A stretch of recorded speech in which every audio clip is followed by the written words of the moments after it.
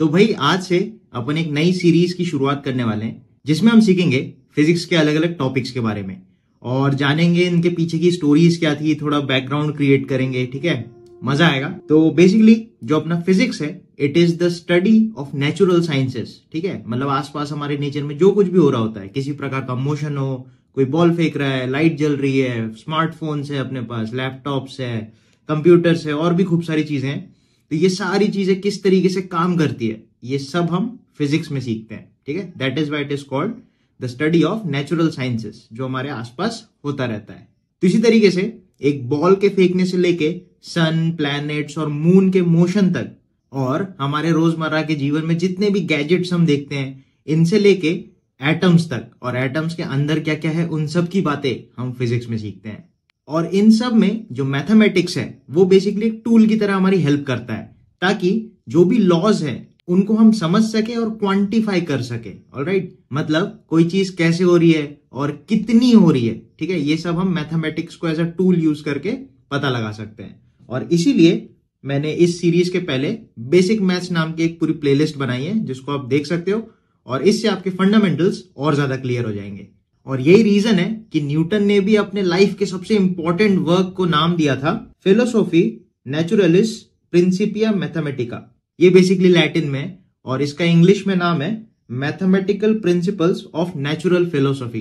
ठीक है, देखो इसमें भी उन्होंने मैथ्स का जिक्र किया है, क्योंकि maths basically bedrock of physics है, मतलब मैथ्स बेस है, उसके ऊपर पूरी फिजिक्स के लॉज वगैरह काम करते हैं। ठीक है, तो इसके आगे हम फिजिक्स को ब्रॉडली दो पार्ट्स में क्लासिफाई कर सकते हैं।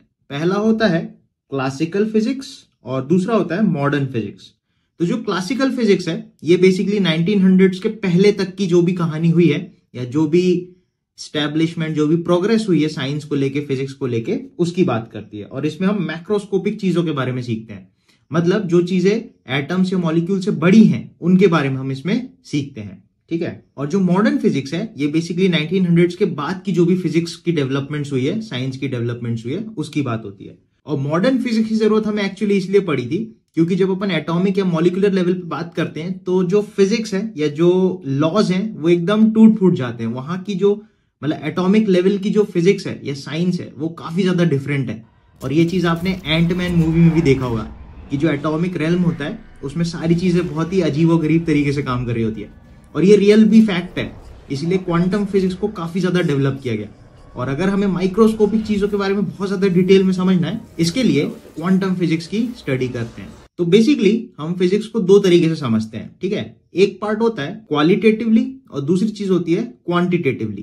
क्वालिटेटिव में हम देखते हैं कि कोई चीज क्यों हो रही है, कैसे हो रही है। ठीक है, उसके पीछे थ्योरीज दी जाती है कि भाई ये इस तरीके से काम कर रहा होगा, इसके पीछे ये रीजन हो सकता है। ठीक है, और क्वांटिटेटिव में हम देखते हैं कि कोई चीज अगर काम कर रही है तो किस हिसाब से काम कर रही है। जैसे मान लो कोई आदमी अगर दौड़ रहा है और उसकी स्पीड बढ़ती जा रही है, और सपोज मैं बोल रहा हूँ हर सेकेंड 2 मीटर पर सेकेंड से स्पीड बढ़ती चली जा रही है, तो 1 सेकंड बाद उसकी स्पीड मान लो 4 मीटर पर सेकेंड है, 2 सेकंड बाद 6, 3 सेकंड के बाद 8, और इस तरीके से 2 2 2 करके बढ़ती चलेगी। तो जब भी हम नंबर्स में बोले तो हिसाब की बात करेंगे, तो वहां पे हम क्वांटिटेटिव स्टडी की बात करते हैं।